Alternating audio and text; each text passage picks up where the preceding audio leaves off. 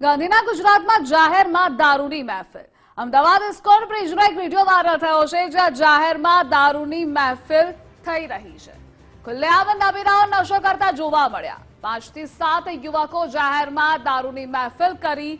Viral વિડીયોની Gujarat first પુષ્ટિ નથી કરતું, પરંતુ દારૂબંધીની વાતો થાય છે અને આ સાથે અમદાવાદ પોલીસની કામગીરી સામે સવાલો છે, કારણ કે અનેક વખત આવા વિડીયો સામે આવતા રહે છે, એટલે જ અમદાવાદ પોલીસની કામગીરી પર સવાલો થઈ રહ્યા છે। તો કાયદો અને વ્યવસ્થાની સ્થિતિ પર પણ સવાલો થઈ રહ્યા છે। દારૂની મહેફિલો જાહેરમાં થઈ રહી છે અને આખરે પોલીસ કરી શું રહી છે, આ મુદ્દે સંવાદદાતા અર્પિત જોડાયેલા છે। અર્પિત, અમદાવાદ ઇસ્કોન બ્રિજનો એક વિડીયો સામે આવ્યો છે, જ્યાં ખુલ્લેઆમ દારૂની મહેફિલો થાય છે। અમદાવાદ પોલીસ કરે છે શું?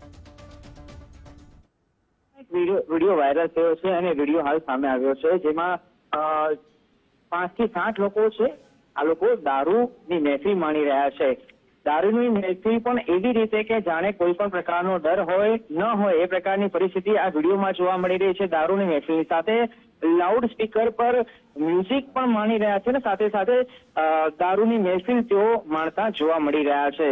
જાણે કે આ દ્રશ્યના જે વિડીયો સામે આવ્યો છે એના પરથી લોકો ચર્ચા કરી રહ્યા છે કે શું ખરેખરમાં ગુજરાતમાં કે અમદાવાદમાં દારૂબંધી છે કે કેમ, એ સવાલ હવે લોકો કરી રહ્યા છે। કેમ કે જે વિડીયોમાં બિંદાસ્તપણે યુવકો નબીરાઓ જલસા કરી રહ્યા છે અને જલસા કરતો વિડીયો હાલ સામે આવ્યો છે, જે ખૂબ ટીકાને પાત્ર બન્યો છે। હાલ એ પુષ્ટિ નથી થઈ કે આ વિડીયો ક્યારનો છે, પણ સોશિયલ મીડિયા પર આ વિડીયો વાયરલ થયા બાદ પોલીસ નક્કી કરી રહી છે હદ। કેમ કે આ જે વિડીયો વાયરલ થયો છે એ સ્થાન પર અલગ અલગ પોલીસ સ્ટેશનની હદ લાગતી હોવાથી એ હદ નક્કી કરવામાં આવી રહી છે કે એકચ્યુઅલી આ કયા પોલીસ સ્ટેશનની હદમાં આ જે વિડીયો વાયરલ થયો છે એ સ્થાન છે, એ લોકેશન છે, એ સ્પષ્ટ થયા બાદ આ વિડીયો બાબતે કાર્યવાહી કરવામાં આવશે। જી અર્પિત, જોડાવા બદલ આભાર આપનો। આપણી સાથે મનીષ જોશી જોડાયા છે। મનીષભાઈ, ગુજરાત ફર્સ્ટમાં આપનું સ્વાગત છે। એક અમદાવાદ ઇસ્કોન બ્રિજનો વિડીયો વાયરલ થયો છે, જ્યાં નબીરાઓ ખુલ્લેઆમ દારૂની મહેફિલો કરે છે। એક તરફ ગુજરાતમાં દારૂબંધી છે, બીજી તરફ અમદાવાદ પોલીસ પર પણ સવાલો થઈ રહ્યા છે।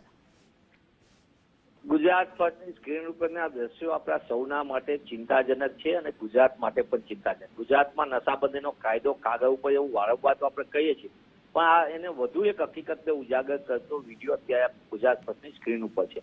ગુજરાતમાં જે રીતે કાયદો વ્યવસ્થાની કથળતી જતી સ્થિતિ માટે નશાનો બે રોકટોક ચાલતો વેપલો અને ગૃહ વિભાગ જે ભ્રષ્ટાચારનું એપિસેન્ટર છે એના પાપે આજે ગુજરાતની આ સ્થિતિ કથળી રહી છે। સતત પોલીસ સ્ટેશન નજીકમાં, પોલીસ ચોકી નજીકમાં હોય અને કોઈ પણ પ્રકારના પગલાનો જ્યાં પેટ્રોલિંગ નામની વાત જ ન હોય। વાતો તો બહુ મોટી મોટી થાય કે પેટ્રોલિંગ થાય છે, આ થાય છે, ક્યાં ગઈ પોલીસ, ક્યાં ગયું તંત્ર? ગૃહ રાજ્ય મંત્રી શ્રી જવાબ આપો। આમ તો છાસવાળે તમે કોઈ પણ વિડીયોનો ટ્વીટ કરીને જવાબ આપતા હો છો, ચમરબંધીને જોવામાં નહીં આવે, તો આમાં ચમરબંધીને પકડવામાં ક્યારે આવશે? કોની જવાબદારી નક્કી કરવામાં આવશે? પણ એક સમયે ગુજરાત, મારે આપના માધ્યમથી એ જ વાત કરી, ગુજરાત એક સમયે દૂધની શ્વેત ક્રાંતિથી ઓળખાતું, દૂધના ટેન્કરો ગામે ગામ દૂધ ભેગું કરતા હતા અને દૂધના ટેન્કરો હતા। એ ગુજરાતમાં આજે દારૂના ટેન્કર બે રોકટોક ફરી રહ્યા છે। એ આપણા સૌના માટે ચિંતા છે, ગુજરાતીઓ માટે ચિંતાનો વિષય છે। ત્યારે હું ગુજરાત ફર્સ્ટના માધ્યમથી સરકારને પૂછવા માંગુ છું કે સરકાર શું આ પ્રકારે નશાબંધીના નામે માત્ર વેપલો કરવા માંગશે? ગૃહ વિભાગ જે ભ્રષ્ટાચારનું એપિસેન્ટર છે એ ક્યારે પોતાને સુધરવાનું નામ લેશે? ક્યારે આના ગંભીરતાથી પગલાં લેશે? સામાન્ય માણસની ફરિયાદ ન નોંધનારી પોલીસ ક્યારે આ રીતે પગલાં ભરશે? સામાન્ય માણસ ઉપર દંડા અને દંડ ફટકારનારી પોલીસ ક્યારે આવા નબીરાઓની પાર્ટીઓ ઉપર રોક લગાડશે? આ બધા મુદ્દાનો સરકારે જવાબ આપવો જોઈએ। દુઃખ સાથે કહેવું પડે કે ગાંધી સરદારના ગુજરાતની અંદર જે રીતે દિવસે દિવસે વ્યવસ્થા કથળતી જાય છે અને એની જવાબદારી થતી, એના કારણે આજે ગુજરાતમાં ચિંતાજનક સ્થિતિ કથળે છે। શહેરો વિસ્તારમાં કાયદો વ્યવસ્થાની સ્થિતિ પણ સતત કથળે છે। મહિલાઓ ઉપર દુષ્કર્મના કેસ અને અન્ય અત્યાચારના કેસ વધી રહ્યા છે। હત્યા અને અન્ય ગુનાખોરીનો આંક પણ ઊંચો જઈ રહ્યો છે। પણ સરકાર સબ સલામતના દાવા, જાહેરાતોની વાતો બહુ કરે છે, પણ સરકાર ક્યારે જાહેર હિત માટે કામ કરશે એનો જવાબ પણ ગુજરાતની ભાજપા સરકારે આપવો જોઈએ। જી મનીષભાઈ, જોડાવા બદલ આભાર આપનો। અને આ જ મુદ્દે આપણી સાથે ન્યૂઝ વોરૂમથી વિજય જોડાયેલા છે। વિજય, ગાંધીના ગુજરાતમાં ખુલ્લેઆમ નબીરાઓ દારૂની મહેફિલો કરે છે, કાયદો વ્યવસ્થા તો આ લોકો માટે લાગુ જ નથી પડતા, અને બીજી તરફ અમદાવાદ પોલીસની કામગીરી પર સવાલો છે, કારણ કે આવા અનેક વખત આની પહેલા પણ વિડીયો વાયરલ થયા છે, જ્યાં સીધો પડકાર પોલીસની કામગીરી પર ફેંકાઈ રહ્યો છે। રસ્તાને રેસિંગ ટ્રેક સમજતા ખુલ્લેઆમ દારૂની મહેફિલ માણતા આ નબીરાઓને કાયદાની કોઈ પ્રકારની ચિંતા નથી, એટલે જ આવા દ્રશ્યો આજે આપણી સમક્ષ દેખાઈ રહ્યા છે. અમદાવાદ પોલીસ ગમે તેટલા દાવાઓ કરે કે સલામત અમદાવાદના માટે તેઓ કાર્યરત છે, પરંતુ તેમના પેટ્રોલિંગ સામે સવાલ આ પ્રકારના વિડીયો છે તે મોઢા પર તમાચા સમાન છે. કારણ કે ખુલ્લેઆમ જ્યાં એક રાજ્યની અંદર દારૂબંધી છે, દારૂબંધી હોવા છતાં મેટ્રો સિટીની અંદર જે હાઈફાઈ ગણાતા વિસ્તારની અંદર રોડ ઉપર ખુલ્લેઆમ મ્યુઝિક વગાડીને દારૂની બોટલોની છોડો ઉડાડી રહ્યા છે. તો આ નબીરાઓને જાણે કોઈ કહેનારું નથી, આમને કાયદાનો કોઈ ડર નથી. પરંતુ આવા દ્રશ્યો શા માટે સર્જાય છે, કાયદાનો ડર કેમ નથી?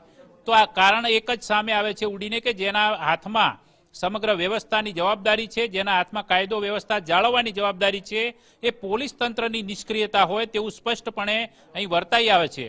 અમદાવાદ પોલીસ આ વિડીયો વાયરલ થયા બાદ આખરે કયા પ્રકારના પગલાં ભરે છે તે જોવાનું રહેશે. પરંતુ સવાલ તો એ જ વ્યાજબીપણે ઉઠતો રહેશે કે પહેલા જે પ્રકારના દાવાઓ કરવામાં આવે છે કે સતત પેટ્રોલિંગ થાય છે, તમામ પ્રકારની સુરક્ષા વ્યવસ્થાની કાળજી રખાય છે, પરંતુ આ પ્રકારના દ્રશ્યો એ સ્પષ્ટપણે કહી શકે છે, દેખાડવા માટે પૂરતા પણ છે કે અમદાવાદ પોલીસ દાવા ગમે તેટલા કરે પરંતુ હંમેશને માટે પોકળ જ સાબિત થાય છે. હવે જોવાનું એ રહેશે કે આ ઇસ્કોન બ્રિજનો જે આ વિડીયો અત્યારે વાયરલ થઈ રહ્યો છે કે જેમાં ખુલ્લેઆમ 5 થી 7 નબીરાઓ પોતાના 2 વ્હીલર આમ ખુલ્લેઆમ મૂકીને જાહેરની અંદર દારૂની બોટલો ખોલીને મ્યુઝિક વગાડીને દારૂની મહેફિલ માણી રહ્યા છે.